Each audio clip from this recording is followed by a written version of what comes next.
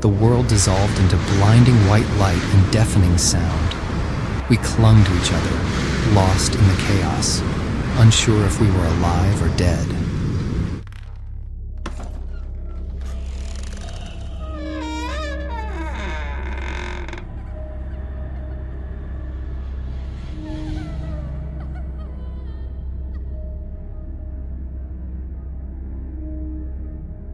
Hidden deep within the tangled heart of the Carolinas, there exists a place that defies logic. A mansion frozen in time, where the past lingers and the future never arrives. Here, time snaps backward, objects unage, and the air hums with mystery. We came seeking a forgotten story, but found a living anomaly, where time itself is the ghost haunting these woods. This place belonged to a retired pilot who collected old cars and planes. They say nothing ages here. It unages. Even the light feels off, like time's broken. We're here to explore the Timewarp Mansion, a place where reality fractures and the world feels out of sync. With every step, we're pulled deeper into the glitch, ready to uncover its secrets. Wait, did that rust just vanish? That truck literally looked brand new for half a second. For a moment, the rusted truck gleamed as if new. Then the decay returned, like time itself had glitched. We all froze, realizing the stories were true. Time here was not what it seemed. This was our first taste of the mansion's power, a world where the past was only sleeping. Okay, this Torino, look at this.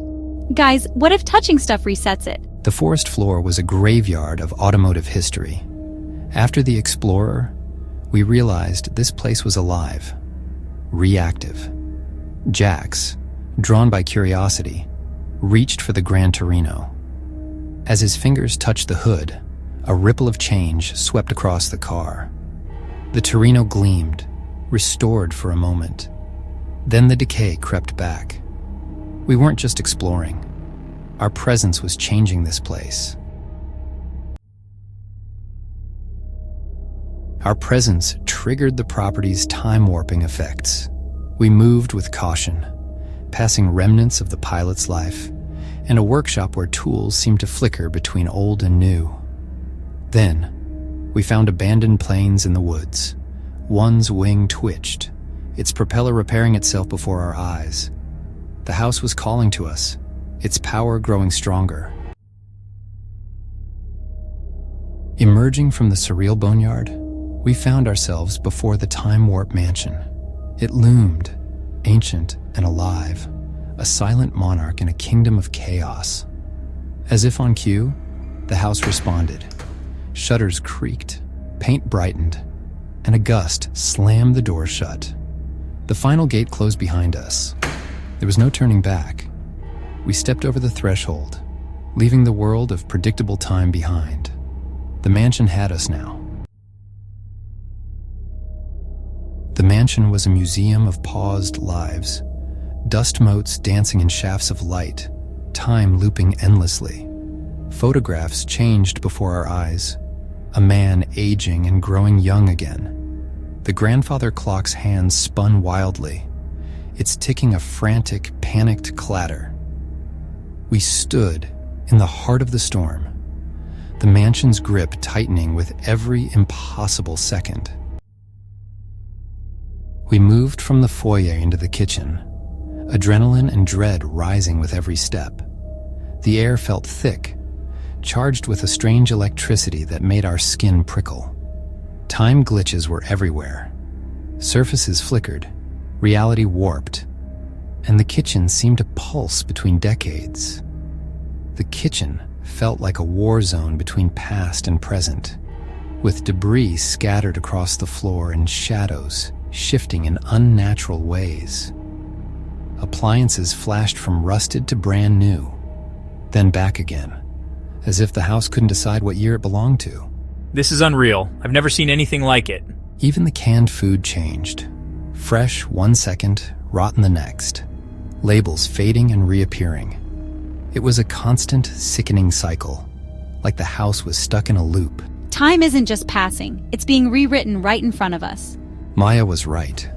The house was erasing and redrawing itself, memory by memory.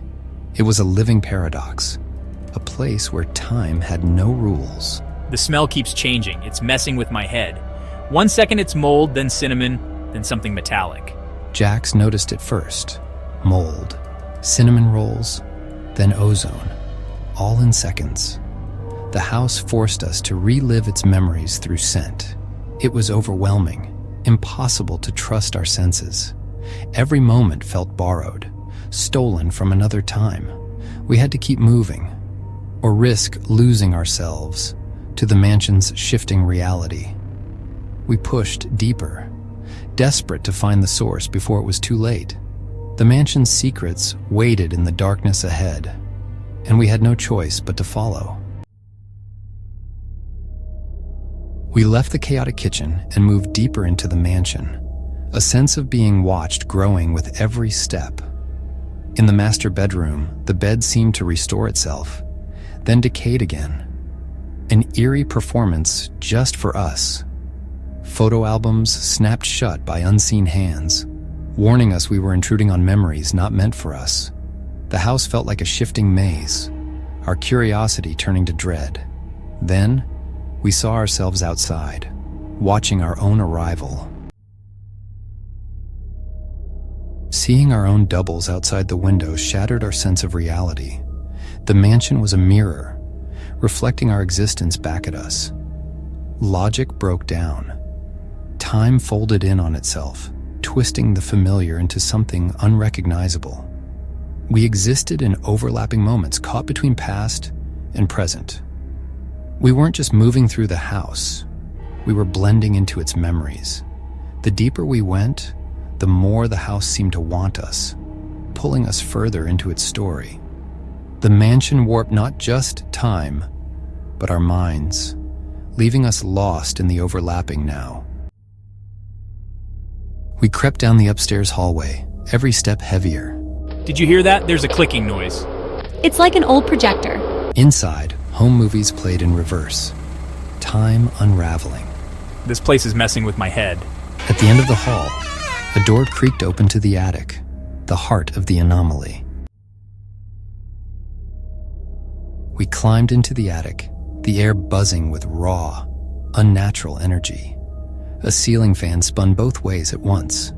Dust swirled upward, defying gravity. The attic was a maze of memories. Trunks, letters, drawings, shifting and unstable. Every path leads back to the kitchen. We're stuck, mate. No matter where we turned, the house looped us back, trapping us in a non-Euclidean prison. What if we're already gone? What if we're just memories? Her question chilled me. What if we were already ghosts, absorbed into the mansion's endless story? The attic wasn't just a room. It was a cage, and the bars were made of shifting time. The house was hurting us, ensuring there was no escape. The psychological toll was unbearable. Maya's question sparked a desperate idea. If we were becoming memories, maybe we could change the story. This place responded to emotion, not just movement. The house was alive, feeding on the pilot's memories and the objects that mattered most. The car reset when Jax touched it. The photo album snapped shut. The house was possessive, protective. Its power was tied to the emotional weight of the pilot's past. If we wanted to break the loop, we had to disrupt the emotional current powering it. My eyes landed on a framed photo of the pilot in uniform, a tarnished metal pinned to the corner. This was the anchor, the heart of the house. I explained my theory to Jax and Maya. If his life powers this place, maybe this breaks it. Destroying such a cherished object felt wrong, but our own futures were at stake. We had to choose: respect the past, or become part of it forever. The choice was clear. We had to break the heart of the house. We formed a chain, hands clasped, united against the chaos. The house sensed our intent. The air buzzed, dust swirled, reality strained.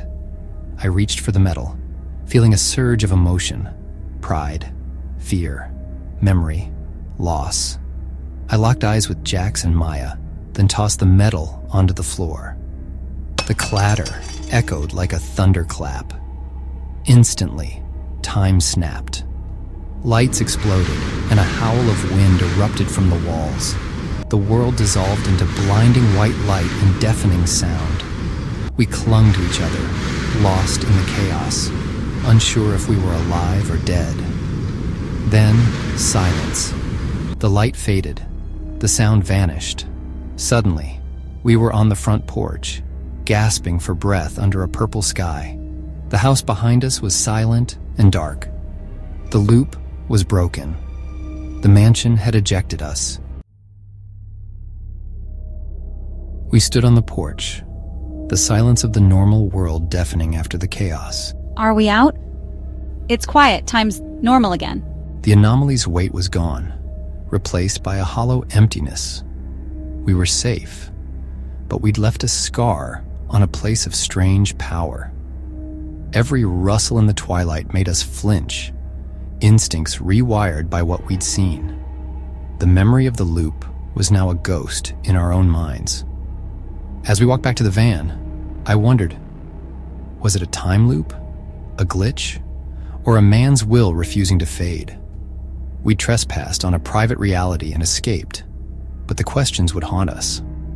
All we knew, we'd touched something beyond comprehension, a force that treated time as a canvas. The van's solid frame was a relief, something real after everything we'd seen.